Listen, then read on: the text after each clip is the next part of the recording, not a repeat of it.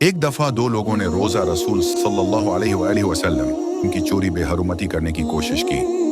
हुजूर पाक सल्लल्लाहु अलैहि वसल्लम का इस दुनिया से तशरीफ ले जाने के बाद दो लोगों बज़ाहिर ज़ीद व आबिद बनकर मदीना मनूरा आए और कुछ उर्सा वहां रहने लगे। ये लोगों के सामने नेक बनते ताकि लोगों का एतबार हासिल कर सकें, लेकिन उनका असल मंसूबा ये था कि वो सरंग खोदकर कब्र मुबारक तक पहुंचें और नाउज़ बल्लाह जिस्म मुबारक को चोरी करें।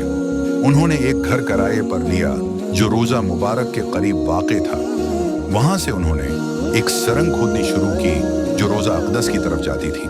वो कई दिनों तक खफिया तौर पर यह काम करते रहे। एक दिन सुल्तान नूरुद्दीन जंगी को ख्वाब आया और ख्वाब में हुजूर पाक सल्लल्लाहु अलैहि वसल्लम सुल्तान नूरुद्दीन जंगी को फरमाया, उठो और मेरी हिफाजत करो, दो लोग मेरी कब्र मुबारक के साथ छेड़छाड़ कर रहे हैं। ये ख्वाब 3 रातें मुसलसल आया। सुल्तान नूरुद्दीन जंगी एक नेक और मुत्की हुक्मरान थे। वो फौरन मदीना मनूरा रवाना हुए। मदीना पहुंचकर सुल्तान ने अहले मदीना को जमा किया और ऐलान किया कि सब लोग खाने पर आएं। सबके चेहरे देखे गए, मगर जो 2 चेहरे सुल्तान को नबी करीम सल्लल्लाहु अलैहि वसल्लम ने ख्वाब में देखे थे, वो दोनों अफराद खाने पर नहीं आए थे। जब उनके कमरे की तलाशी ली गई तो वहां एक सरंग मिली जो कब्र अतहर की तरफ जा रही थी।